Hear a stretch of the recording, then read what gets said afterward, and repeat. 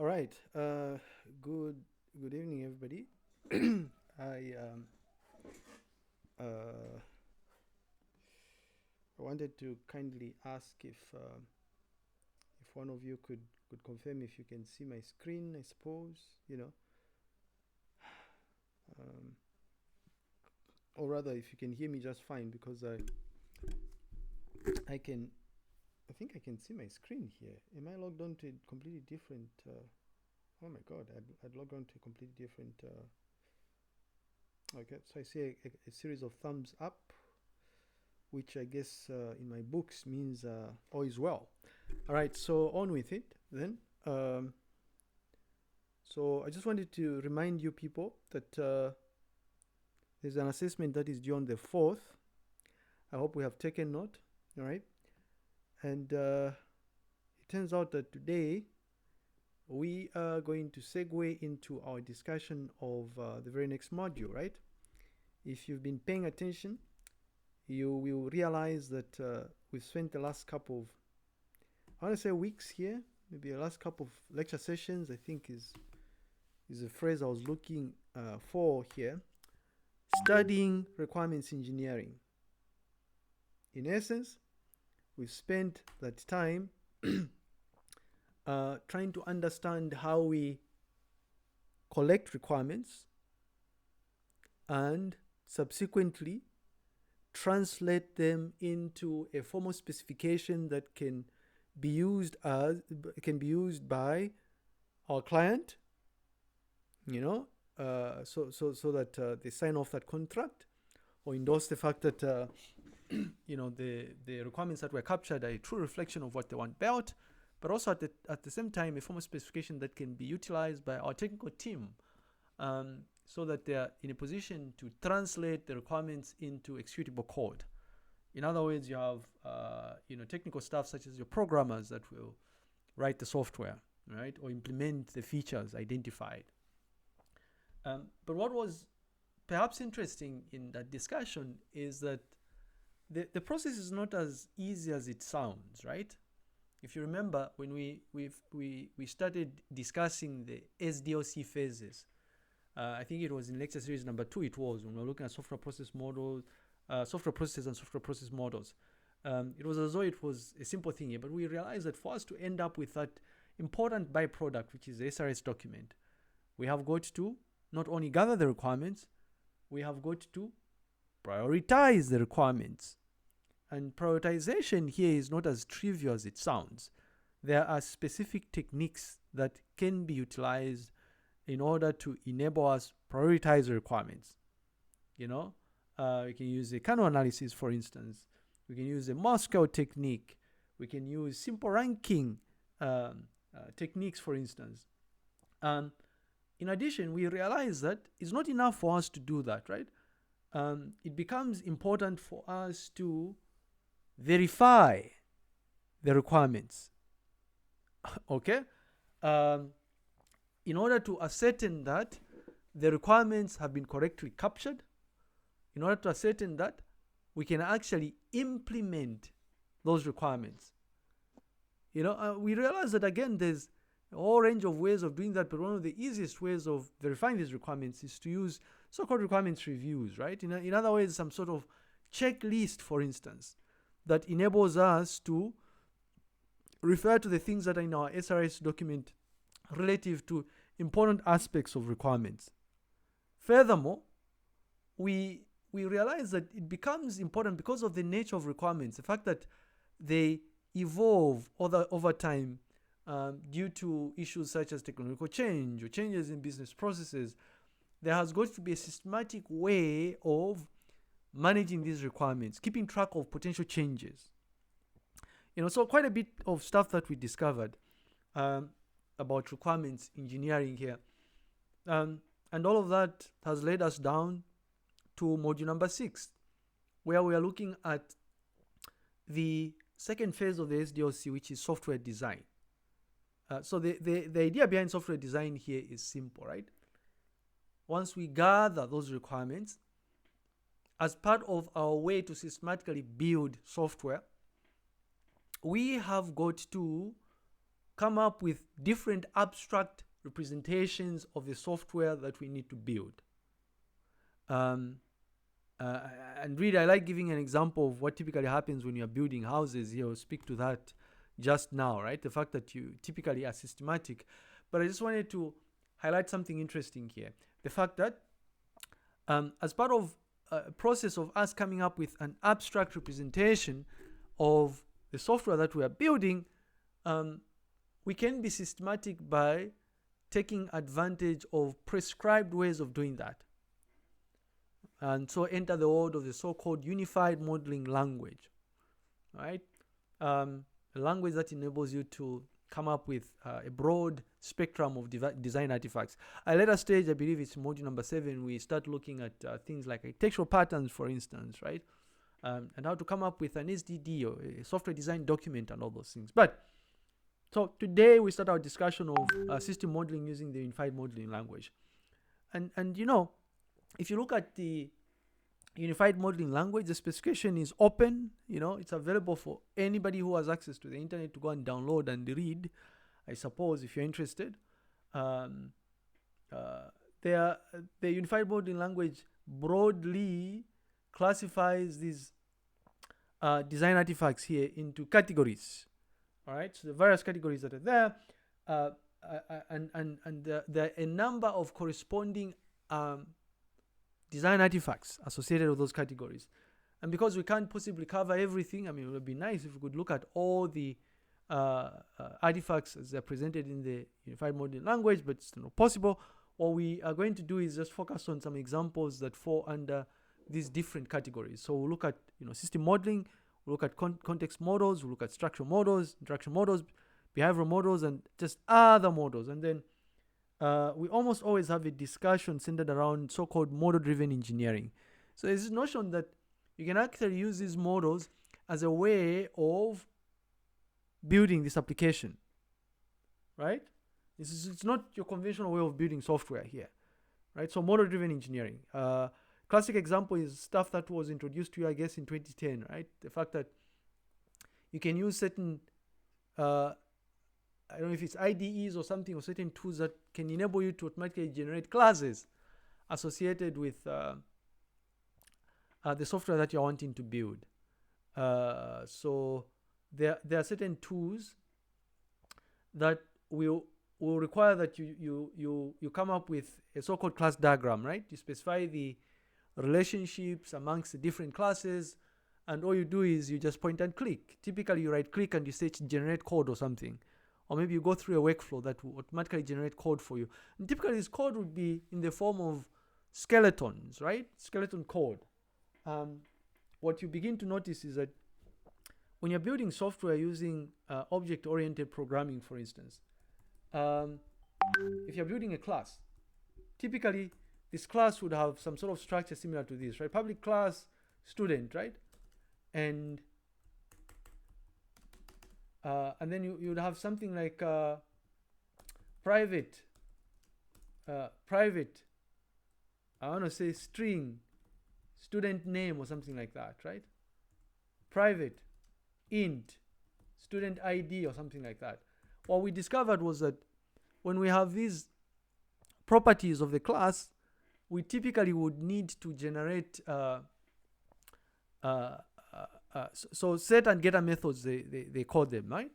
And so the idea behind this is if you have, let's say, n number of properties, right? Variables, class variables here, what you need to do is you come up with 2 times n, is it? Because for each one of these different variables, you have 2 methods, right? Set and getter methods. So you'd have a public method called public string set student name, right? And then maybe in here you'd have something like string student name or something, if you remember this. In fact, this is a setter method, so it's void, right? And then you'd have something like public string get student name, something like this. And your get student name here is a getter method, so all it does here is it just returns this dot student name or something like that, right? I don't know if you remember this stuff. Now, what you begin to notice is that for each and every type of class that you create, and in here you'd have something like this dot student name is equal to student name, right? That's it. Now, what you begin to notice, and of course, there will be a whole slew of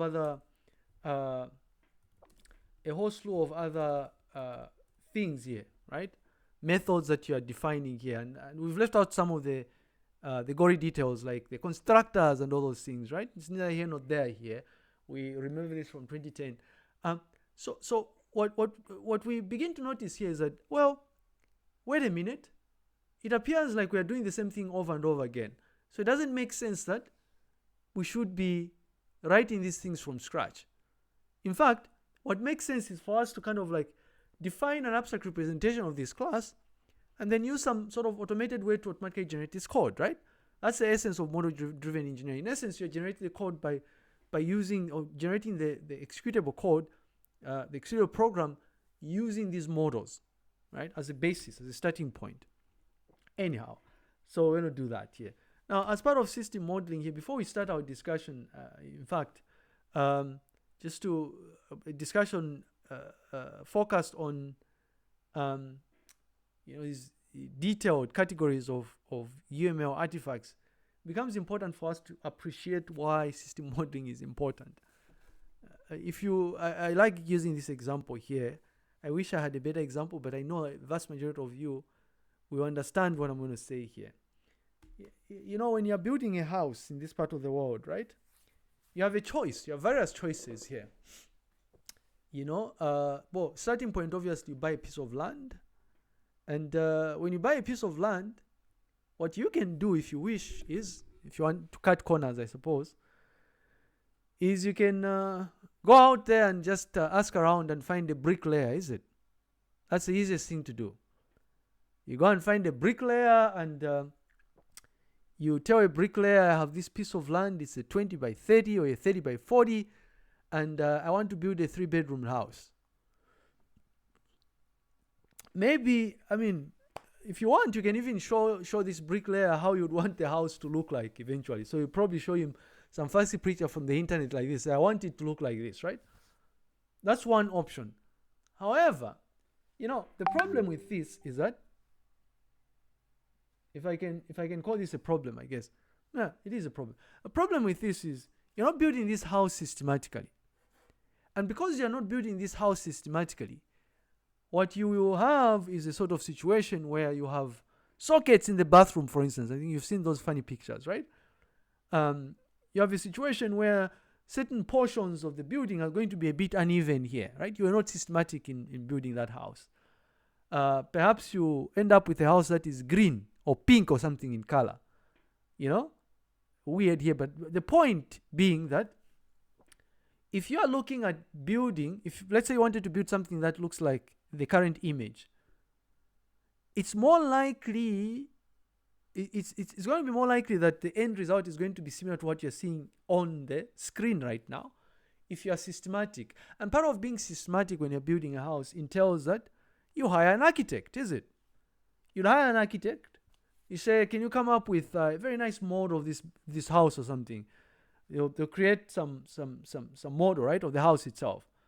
You go out there and you start interacting with, I don't know if it's the civil engineer or something, or it's still an architect, who will come up with different views of the house, right? And these different views of the house, it turns out, would be used by different experts. Like, for instance, the electrician who's going to come through to wire your house would need a particular view of the house. You probably wouldn't be interested in this side elevation or the front elevation. Maybe not. But for the most part, they'll probably need a floor plan or something like that. What else? The person who is going to be wanting to put up like some septic tanks on your premises would need this sort of abstract representation of the house. The point we're trying to put across here is that if you're systematic like this, gradually you will inch yourself closer to what you want to build, which is this house here. And so it goes without saying that when you are building software, if you're interested in building something that is of quality, something that is aligned with the user requirements, you're better off when you're being systematic, right? So the recommendation here is you come up with various abstract representations of the software that you're building, your entity relationship models, your class diagrams, your use case diagrams, your high-level architectural diagrams, your architectural patterns. All of these will be used by different experts so that they understand not only what needs to be built, but how it is supposed to be built. And this needs to sink in here, right? The fact that our focus primarily when we're discussing requirements engineering is we're trying to understand what exactly do we need to build. The design helps us understand how must we build it. Oh, we will build a 3-tier architecture, that will have an end user interface, business logic, and the repository layer or the data layer or something. Or we will come up with, here's a big one. Oh, there we go. We'll come up with, this is tied to a project to do with pothole detection here. We're going to come up with this sort of high-level architectural design here to help us understand how we're going to build this very nice. Do I have it open? Don't know. To help us build, I was running it not long ago, I guess. To help us build this thing here.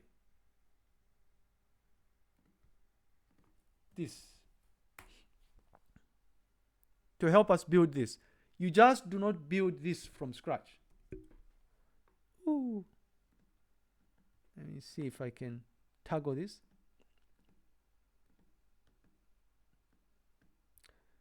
To build this, you don't build this from scratch, is it? For you to come up with something like this, well, it's not as simple as this. Is a nice, admin panel. It's crazy. There's a nice admin panel here. I guess I'll need to log out here and log back in or something. There's a nice admin panel that allows you to, to process videos and stuff, right? But anyway, so before we can end up, the moral of the story is before we can end up with this very nice mapping tool here, what we must do is we must come up with a high-level architectural design of what we're building. In fact, something as detailed as this to showcase the various moving parts of what it is we've built, right? Let's see here, right? Something like this. This is the essence of design. And really what we begin to notice ladies and gentlemen, here is that this whole notion of system modeling involves developing abstract models of the system. And because similar to when we're building a house, we have different abstract models, each abstract model will represent a different view or perspective of the system. So you could have a perspective of the data layer of the system, or how data is going to be processed, for instance, process flows, right? You can have a view that's going to showcase how users are going to be interacting with the system. All of these things collectively will make it possible for you to build something that is more aligned with what the customer is expecting. Anyway, so fundamentally what you end up doing is, for the most part, you will use graphical notations, right? Whenever there's mention of system modeling, what people are referring to are these graphical notations that can be created using a whole range of notations, but one of the most widely used notations is what we're going to study, right, in this module, which is a unified modeling language. So in essence, system modeling will help an analyst understand the functionality of the system, and in some instances, these models will help you communicate ideas with the customer. So things like use case diagrams, sequence diagrams, component diagrams, when used in conjunction with human language notation, becomes a lot easier for you to explain your intention to the client or the customer, as it were. Now, a thing about how these abstract models would typically be used, we see that you can actually make use of models of existing systems during requirements engineering, right? Because they'll help clarify what the existing system does, and can also be used as a basis for discussing its strengths and weaknesses. So this would be in instances where, say, you've been tasked to build something that's going to represent an already existing system. The argument we're making here is that what you would do is you'd look at the system models that were used to construct that software to understand the strengths and weaknesses of the existing software, right? And in the process, what you're doing really is like you studying these models will help you understand requirements associated with this new system that you're developing. You'd be analyzing this model as part of document analysis if you're not following, right? Because you'll be reading through these models you will find in your SDD document for the existing system. If the software engineers or the project team bothered to come up with the system design document. Anyways, and then we see that the system models associated with the new system, this is a completely new system, we're not replacing anything. They'll be used, for instance, during requirements engineering to help explain the proposed requirements to other stakeholders. Like, for instance, you'd use your use case diagram. Here I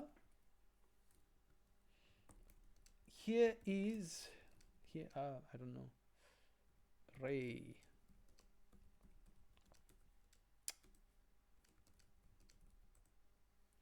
It's not even an inception report here. It's supposed to be a SRS document, I guess. I would go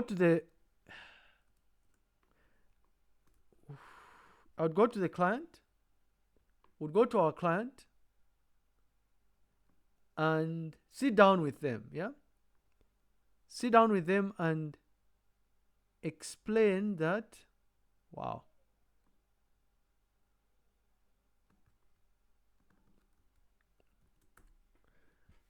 The way our system is going to work is going to work or function in such a way that we are going to have a range of users. Well, what do you mean a range? A range of users? Well, we will have users who are obvious employees of Zema, can either be registry staff. These users can be part of upper management, people that make important decisions. They can be part of a department called, I've even forgotten what PIR it is. PIR, I would have to check my notes again. Inspectorate staff, legal service staff, and power users, right? Administrator, people with elevated privileges, if you will. And what we see is the way that these people will be interacting with the system is going to be such that Zema staff will be the ones that will be in a position to authorize things that should be published in the platform. Okay? We see here also that the person who's going to be assigned the role of an administrator is going to be involved with the management of the entire platform. So managing the entire platform will be specifying configuration details and managing user accounts and all those things, right? What we are doing here is we'll be interacting with the client to explain how the system is going to work, providing great details on how the system we are planning to build is actually going to function. And it turns out that sometimes users are in a position to better understand specifics of what is going to, or how the system is going to happen, if you can provide them with these sort of scenarios, right? Especially scenarios as they relate to how users are going to interact with the system. So we'll be using these diagrams here. And in fact, compare and contrast this with a situation where you just have content in in natural language notation, just sentences. It'd be difficult, right? To make them understand how the system is going to work. Anyway, so there's that. So we see here that models as part of requirements engineering are useful in instances where we are dealing with an existing system, but also so we're dealing with an existing system so that we come up with a better variation of the existing system, or in instances where we are looking at building a system from scratch. Wow. Anyway, and then we see here that these models are important, really, still as part of requirements engineering. In the case where we are leveraging model-driven engineering, right? So it turns out that if you generate syntactically correct models, you can actually generate complete or partial representations of the system. So during implementation, instead of writing the code from scratch, like I was giving an example of class diagrams, for instance, right? What you can do is you can use these models to generate part of the code of a complete system code. So, I mean, this brings us to our discussion of these different system perspectives, right? Because we are saying here that the models fundamentally will represent different views of the system. We're calling these different views of the system perspectives, is it? System perspectives. Different types of system perspectives. This will pop up, especially once we start our in-depth discussion of the, I think we're calling this the unified modeling language. But you have your so-called external perspective. And the idea behind the external perspectives is you are modeling the context, or you are modeling the environment within which the system is going to function. It's external, right? In other words, there's less of a focus on the internal composition of the system itself. Classic example, I think, is the context diagram, if you will. But you also have interaction perspectives, right? Where the focus here is on coming up with a model that showcases how interactions will manifest themselves between the system and its environment. Right?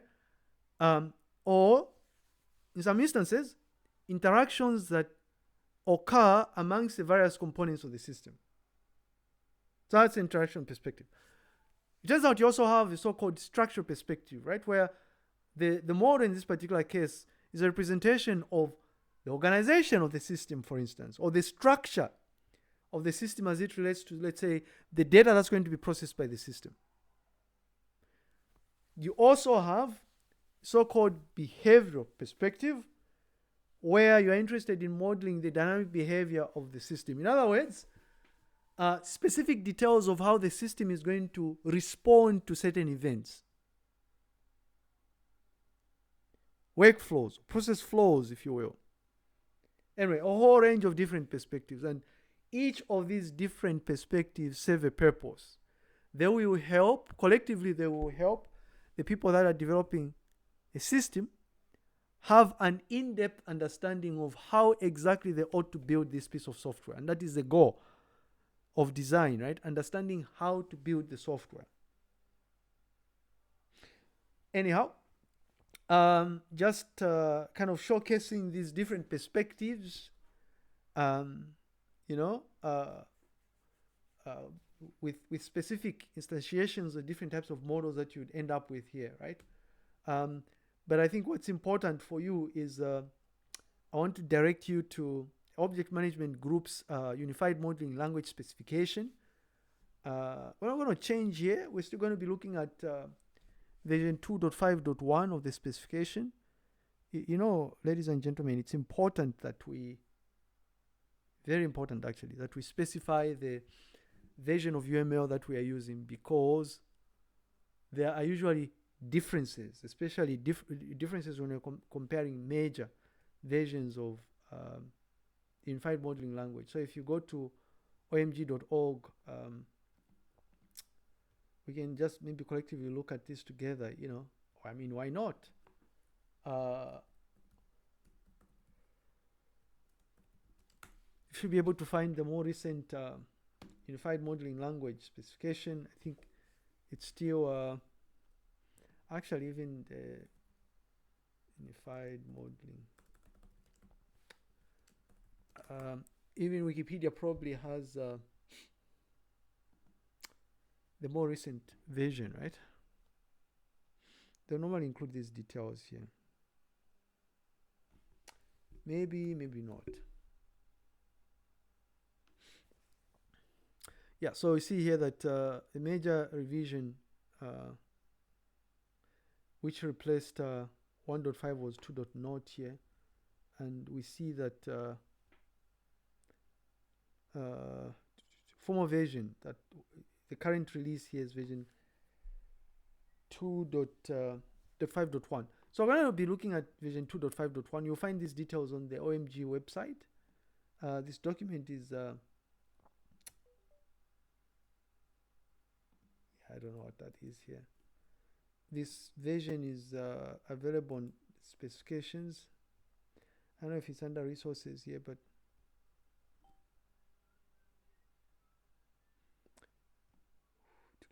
maybe not.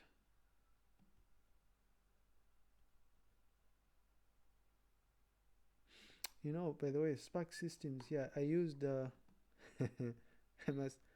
I must tell you this story here. There are even tutorials here, but you know what I'm looking for here is something different also. I'm looking for the specification.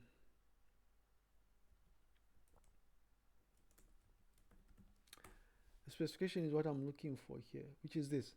You know that this company called Spark Systems here is a entity that is behind a piece of software that I used for a very long time. I studied that piece of software, and these days I ask myself, but why did I even do that, right? You know, it's called Enterprise Architect. Enterprise. I don't know if it's still around here. The company that's behind Enterprise Architect, this thing has been around for a very long time. Let's see if we can even find Enterprise Architect, not architecture. It's a piece of software. I remember using this tool throughout the course of from 2015 2016 actually, to and there we go. The system that the company that's behind Enterprise Architect is Spark Systems. They've been around for a very long time, these guys.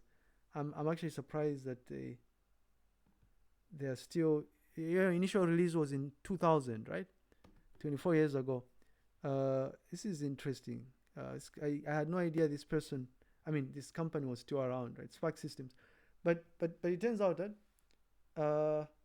I used, and I'm glad I have that docs unser docs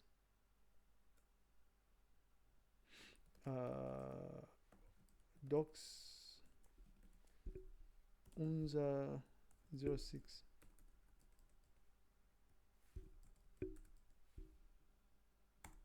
Unza. I wish I had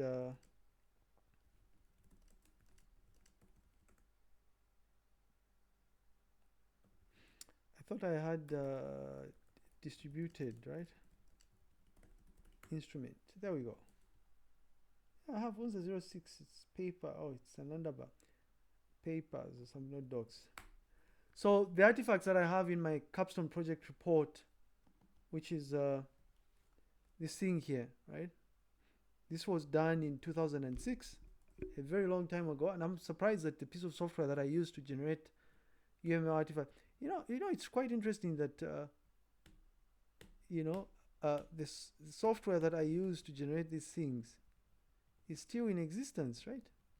And I thought I'd mention this. So I used Enterprise Architect to generate all of these UML artifacts.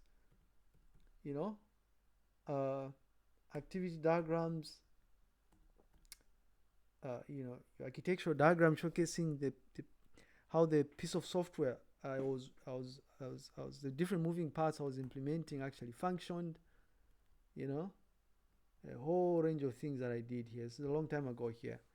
It goes to show here that I don't know if that's proof enough that UML is important. But anyway, so it turns out that we're going to be studying these UML diagrams. Details are in the specification, which can be accessed on the OMG object management group website. So you just go to /spec/UML and you'll be able to gain access to this specification. Now,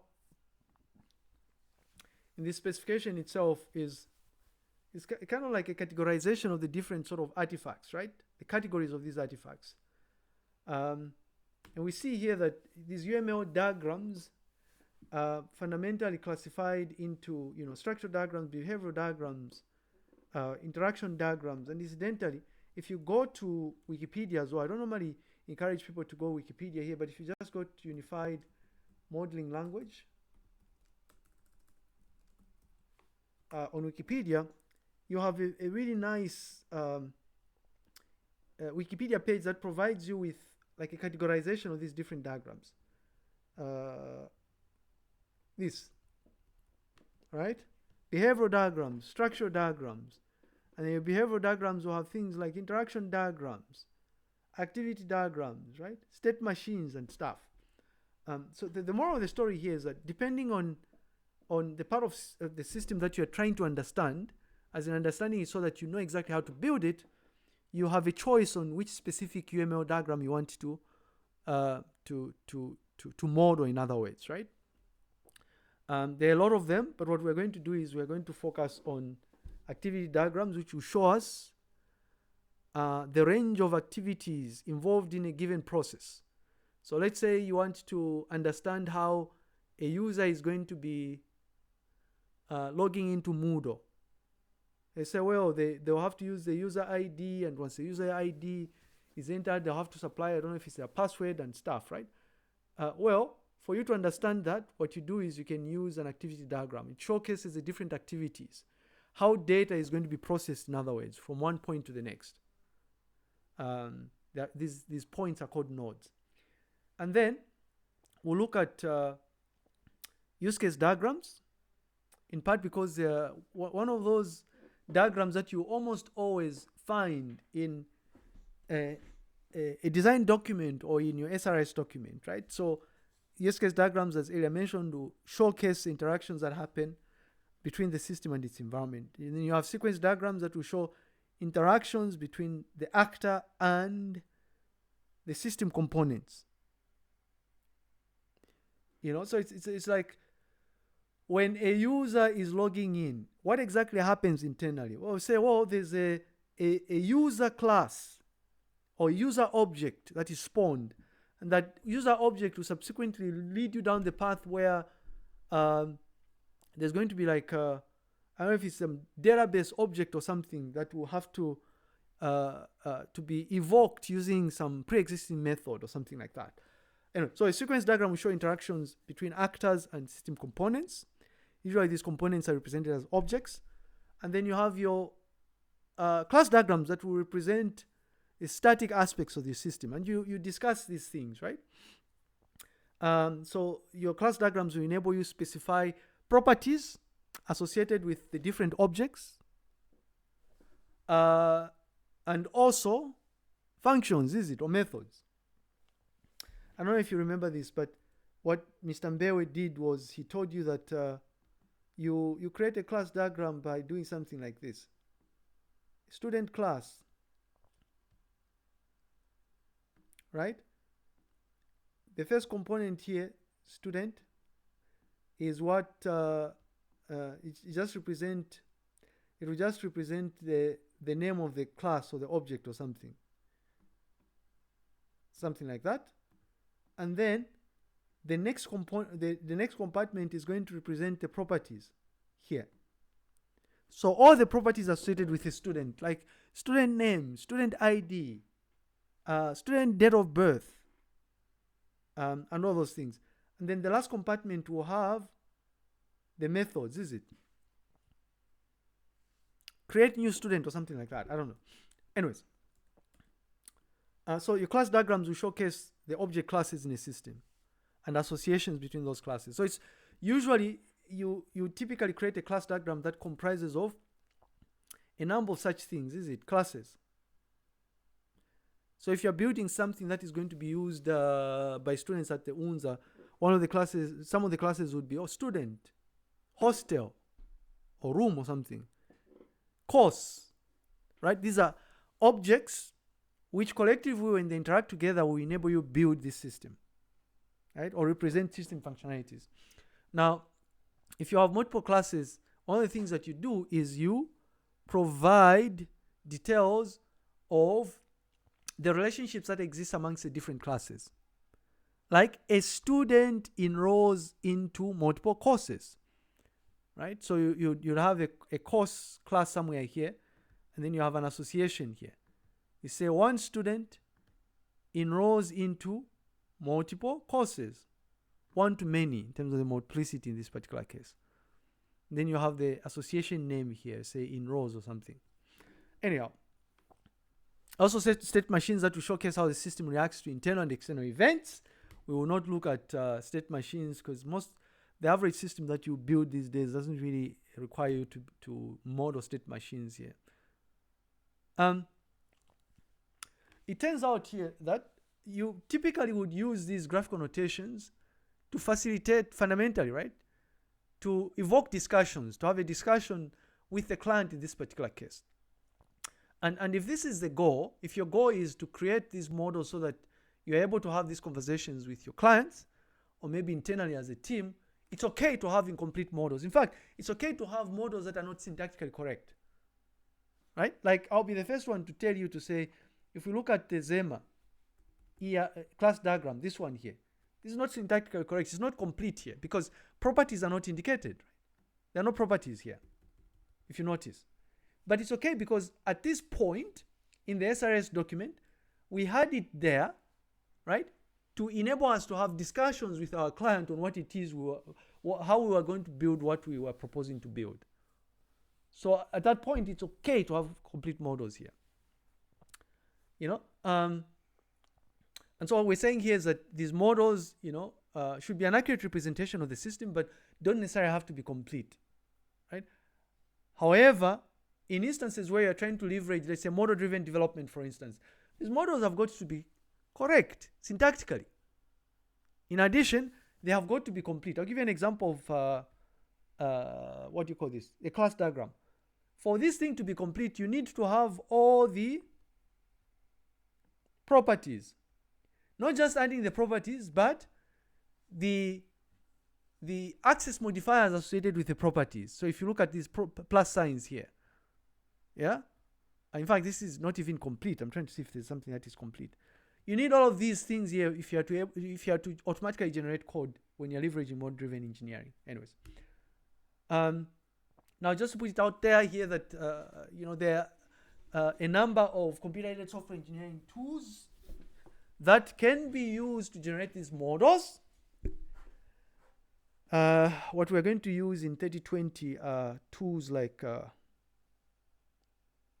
draw.io, a lot of that.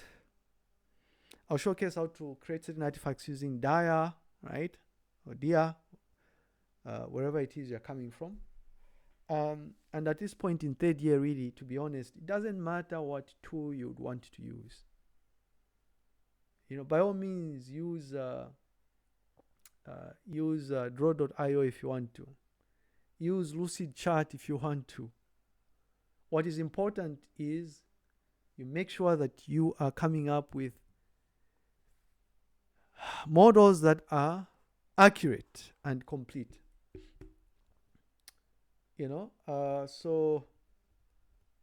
Examples of tools that you can use is Lucidcharts, right? What I like about Lucidcharts is it enables you to come up with very professional looking documents, very professional actually, and it's also quite comprehensive. I don't know if you can see in the background here, but this well, you may not see here, but this diagram here was created using Lucidchart, by the way. Okay. There's also draw.io. Lucidchart is most of the services are premium services, so you need a valid license for you to be able to do this. But it turns out that there are alternatives that you can use. So for instance, draw.io or diagrams.net. I'm going to use diagrams.net for the most part to illustrate how you create most of these artifacts that we're going to be looking at. Most, if not all of these tools will typically have pre-existing templates, right? Like, so for instance, if you are wanting to create a use case diagram using draw.io, what you can do is you can filter. By the way, here, how you filter is you just go to diagrams.net, and then from here, the way this thing works, you can install a desktop-based version of this piece of software, but the way it works is I like using the cloud-based version myself so that I can share these artifacts with other people. I don't know if this is an applet or something, but launches a new window that allows you to specify where you want to save your diagrams, right? In this particular case, I think by default I've already told it that I want to save this in Drive, right?